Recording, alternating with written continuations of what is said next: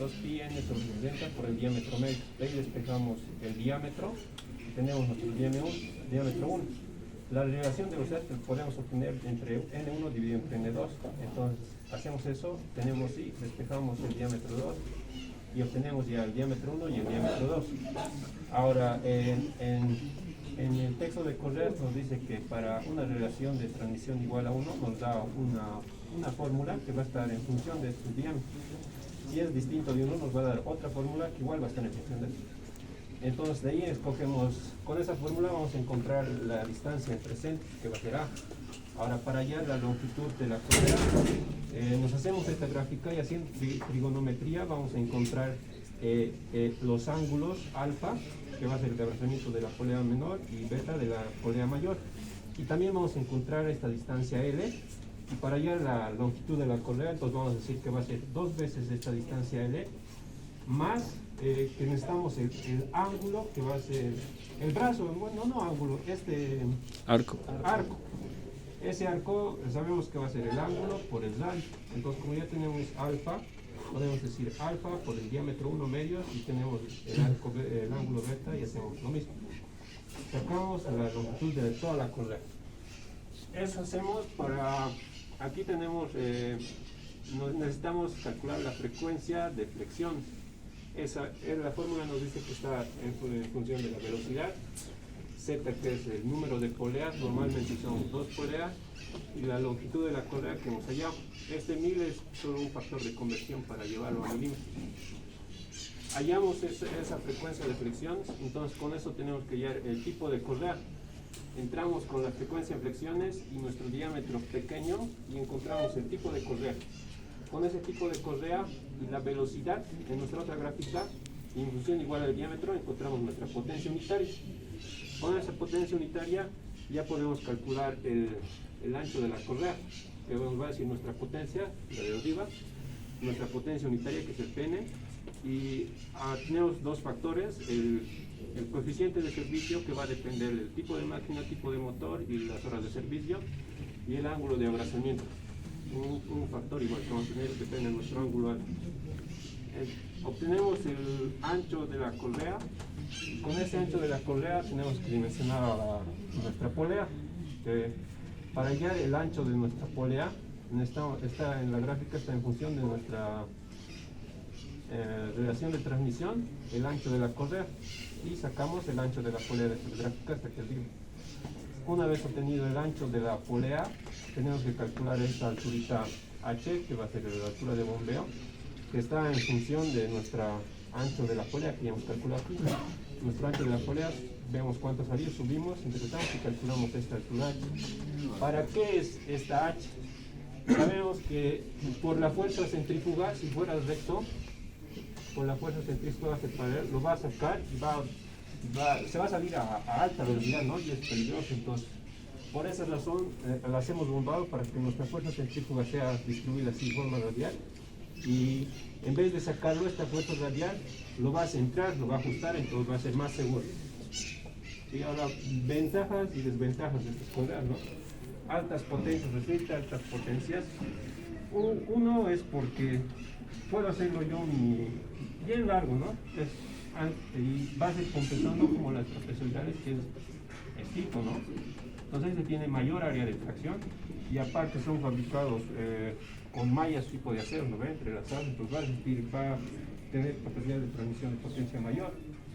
Diámetros pequeños porque es compensado con el ancho, ¿no? Ahora, relaciones de transmisión por la misma razón, como es compensado con el ancho, yo puedo ser chiquitito, pero va a ser compensado con el ancho, entonces puedo usar diámetros pequeños. Altas velocidades, porque como su altura es pequeño, esa altura es pequeña, entonces es más flexible, ¿no? Entonces eso va a haber menos fatiga, puede flexar fácilmente y va a ser menos fatiga, entonces puede altas velocidades. Desventajas, el rendimiento, tiene bajo rendimiento en comparación a las trapezoidales. Uno es por el efecto cuña. El efecto cuña, bueno, aquí está explicado, ¿no? Vemos que nuestra fuerza de fricción va a ser menor, aquí va a ser esta presión, va a ser menor a nuestra tensión. En cambio, en las trapezoidales esta fuerza de fricción, bueno, puede ser otra fuerza de fricción 2, quizá, va a ser mayor a nuestra fuerza. Entonces, por eso el rendimiento de las planas es menor. Otra de sus desventajas es que, como son abiertas, sus ventajas son abiertas, pero sus desventajas es en la hora de unir va a debilitar, va a haber debilitación, ahí se puede salir, pues, eso va pegado, engrampado. Mierda, limpito ha dado, así tienen que dar.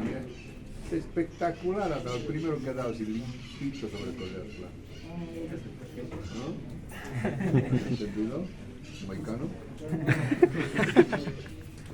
La trapezoidal. La trapezoidal, las ventajas son que por este ángulo que tiene, que como mencionaba mi compañero, tiene un efecto piña, por lo cual tiene un buen rendimiento. Y aparte son normalizadas, ya no se pueden hundir como las planas, por lo tanto no tienen puntos débiles. Las desventajas son, como tienen una altura, a la altura va a haber fatiga, por lo cual vas a tener que trabajar a menores velocidades, y las relaciones de solo 6 a 1. ¿Por qué de 6 a 1? Porque por la misma altura, porque va a haber más fatiga y cuando no puedes soportar diámetros pequeños porque va a haber más flexión, ¿no ves? Por eso más que todo. Y luego no se pueden unir a cualquier distancia por lo mismo. Son cerrados. Bueno, la otra sería que lo que mencionaba, que no se pueden usar en diámetros pequeños por la altura que tienen. Ya, bueno, el efecto, los cálculos se hacen. Tenemos que tener la potencia, las velocidades del motor, de la máquina, con la cual vamos a hallar la relación de transmisión, la diferencia que es de 1 sobre N2. Y aparte de eso, primer paso sería cálculo de la potencia corregida, que va a depender... ¿Cuáles son los factores que influyen en la potencia? Está la velocidad, está la longitud, el ángulo de contacto, el tipo de servicio igual. Tipo de servicio, que más me estoy olvidando, porque son... Sí. Por ejemplo, aquí el tipo de servicio aquí va a afectar en el factor de corrección. Ya sé yo el tipo de servicio. Luego con el tipo de correa vamos a escoger. Ese tipo de correa se va a escoger con la potencia corregida y las RPM. Acá vamos a hallar el segundo, el diámetro, el factor de otro factor que va a afectar. ¿Cómo vas a hallar el diámetro? El diámetro vamos a hallar en función, digamos, de nuestra, por ejemplo, cuenta, ¿no? Del tipo de correa, puede ser ABC, y la relación de transmisión. Por ejemplo, para este tipo A hay Z máximo. Para el tipo de Z hay un diámetro mínimo. 70. Ya, 70. Para el tipo B, digamos, ya 100. 110. Ya, para el 110, digamos. Si nuestra relación de transmisión va a ser, digamos, 1 a 1, y igual que sea 1 a 1, lo mejor es que tomemos el diámetro mayor de la polea, digamos, ¿por qué? para que haya mayor contacto, para que haya mayor contacto. Sí. Cuando va a haber mayor contacto, pues mayor fricción y va a transmitir mejor. Eso, mayor potencia. Entonces hay que elegir el diámetro más grande posible. Sí, en caso de 1 a 1, pero en caso de que Y sea distinto, digamos, 1 a 6 a 1. y a 6, tenemos que ver, ¿no? Si tenemos en la tablita hasta qué valor es el máximo. El diámetro menor es 100. Ya, digamos que es 1000. A esa relación nos tenemos que llegar. Por ejemplo, si nuestro va a ser, digamos, el primer diámetro va a ser de 300. 6 por 1800, ya no estaría en el rango. Lo mejor sería tomar el tipo B, ¿no? No, el tipo B. Digo, el siguiente, ¿no ves? No, tampoco. Reducir. ¿Cuál sería entonces? ¿El mínimo? ¿Cuál es el mínimo de la...? El 100 es 100. Ese. Ajá. El 100 mínimo. por 100 por 6. Sí, ahí estaría. 600. Con la relación. Es en el mismo nomás. Sí. Ya, después dale. Ya luego de eso vamos a hallar el cálculo de la longitud aproximada. Nos recomienda que la longitud, distancia entre los sectores tiene que ser mayor que el diámetro mayor de la polea. Pero ¿y si tengo? Y tengo directamente la distancia entre centros, tendría que hallar directamente la longitud. Yo tengo la distancia entre centros. La longitud de la polea tengo que hallar. Y Luego la longitud está en función de la distancia entre centros. Luego con eso tengo que ir a la tabla para hallar un aproximado, una longitud real, ¿no ves? la longitud ya.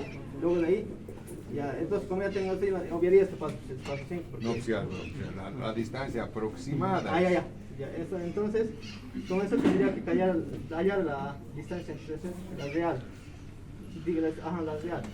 Ya. Luego de ahí tengo que hallar la potencia unitaria que va a estar en función de la velocidad en RPM y el diámetro. Llegamos allá. Luego el paso 7 es para hallar el factor de ángulo. Es la fórmula para hallar y en función de la dimensión que vamos a hallar el factor de ángulo. El paso 8 es para hallar el factor de longitud que va a estar en función del tipo de correa y la longitud, ¿no?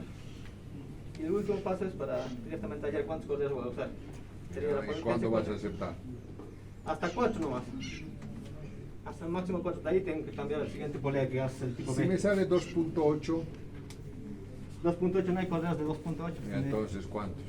Tendré que ir a 3 correas. A 3. Y si me sale 2.1, Bueno, tengo que volver a calcular por si acaso para no sobredimensionar.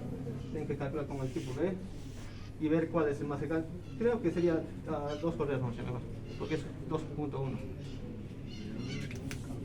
Muy bien. Entonces, obviamente, que hayas explicado, nuestras correas trapezoidales se van a clasificar ya sea por su alma y por su altura. ¿Ya? Dentro de su alma están lo que son alma llena y lo que son las ranuradas. Las almas llenas quiere decir que toda su sección es constante durante toda su longitud. En cambio, las ranuradas hay partes que no hay, son vacías. ¿Ya? Ahora, también por su altura, que son... y ventajas, desventajas de eso. las ventajas. Muy bien. Dime nomás. Las de alma llena resisten mejor transmiten mejor la potencia. ¿Por qué? Porque su área de tracción es constante. En cambio, en las ranuradas no, porque debido a esta diferencia de área puede fallar en ese punto. Otro es que estas tienen que trabajar a menor velocidades que estas, justamente por su altura. Ya que tiene una altura, esta, a medida que va rotando, va a haber fatiga. En cambio, aquí no va a compensar justamente esta falta, haciendo que no haya fatiga. Eso en esencia en general. Luego, entre las estrechas y las convencionales, justamente lo que va a variar va a ser la altura H. La altura es lo que va a variar en estos...